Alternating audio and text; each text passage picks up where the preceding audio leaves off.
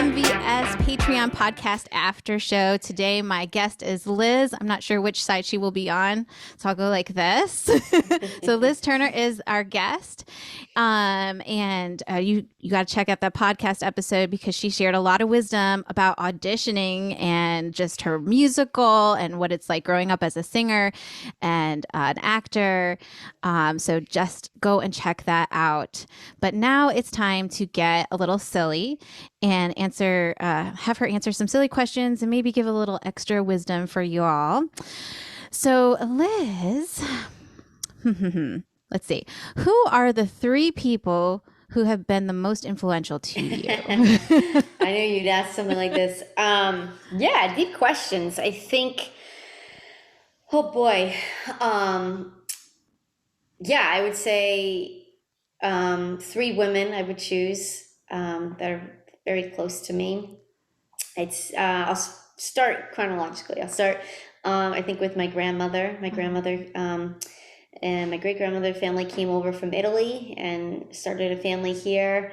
Little English, little money in the pocket, and had that American dream and came here in the 1930s. So that took a lot of courage, and I probably wouldn't be here today, or my family wouldn't be here today if my ancestors over there didn't take that leap of faith. So I admire my grandmother for that, and also my mother. My mother worked very hard growing up. She's an attorney. She just retired and raised me as a single mother my whole life. And I admire her, strength and courage. And she's really the person that introduced me to the arts. And even as a 20-year-old saying, hey, I'm moving to New York, encouraged me, or hey, I'm going on tour on a cruise ship, even if she was worried at first, she always ended up supporting me in the end. And she's been my biggest fan. So I think my mother's been a great role model. And the other female that I look up to very strongly was my first serious voice teacher, Dr. Madeline Gearhart out of New Hampshire, who introduced me to classical music and, very much helped me with my vocal technique, brought me on world-class performances in Italy and France and New York.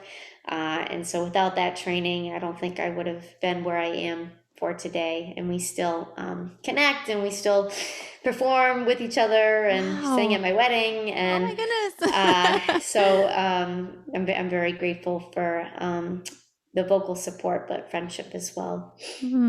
That's great. Okay, this one is a little bit silly. What is the one common myth about your profession or field that you want to debunk?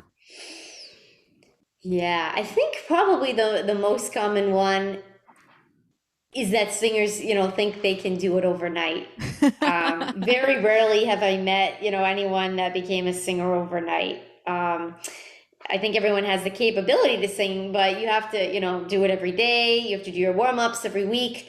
You have to practice. Okay, so I think, the thing that, you can be a YouTube sensation overnight or something. Yeah. Many people, have hundreds and hundreds of videos before they get recognized.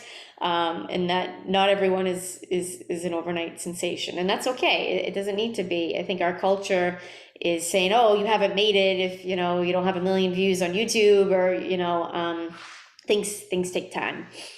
That's a good one.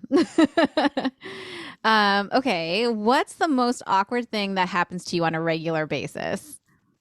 Yeah, there's a couple things. I think, and this is kind of like serious too. I think, I'm in my mid-30s now, but I still look kind of young. I'm short. So a lot of time, I teach at a university right now. So a lot of times people think I'm, an undergraduate or high school student visiting there. So I think, that can be awkward. And especially, as a woman,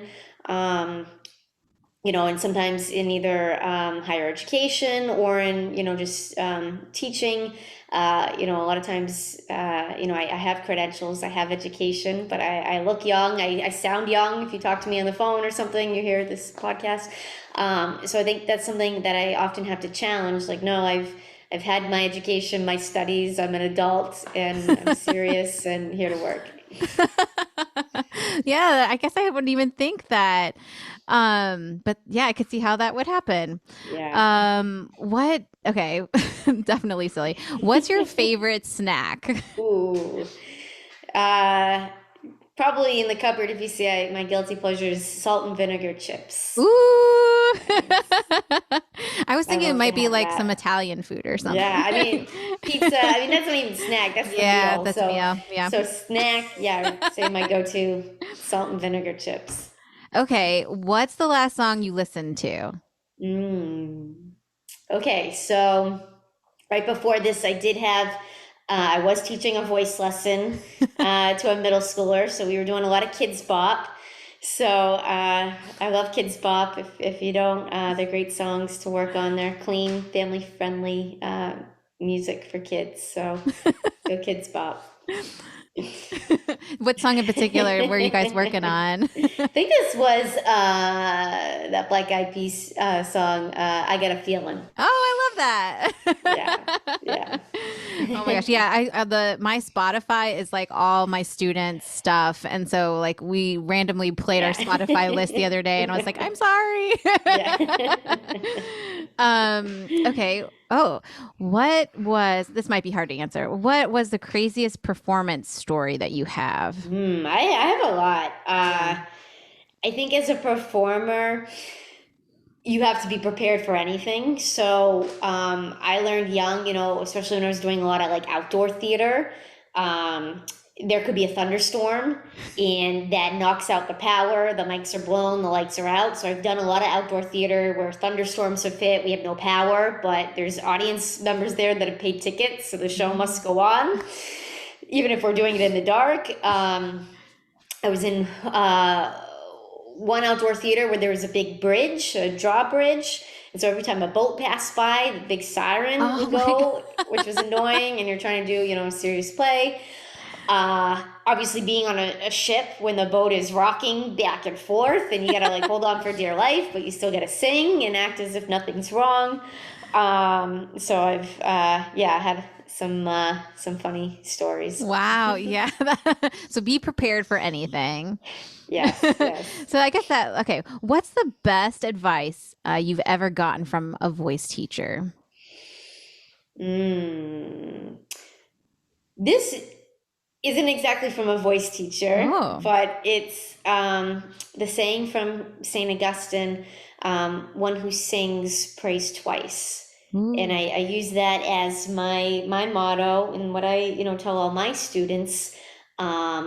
If you are a person of faith, singing and music can really bridge that connection. And I know for me, whether I'm doing a contemporary Christian song or if I'm doing pop or even Broadway, by singing, that's kind of my extra prayer to the Lord. So one who sings prays twice.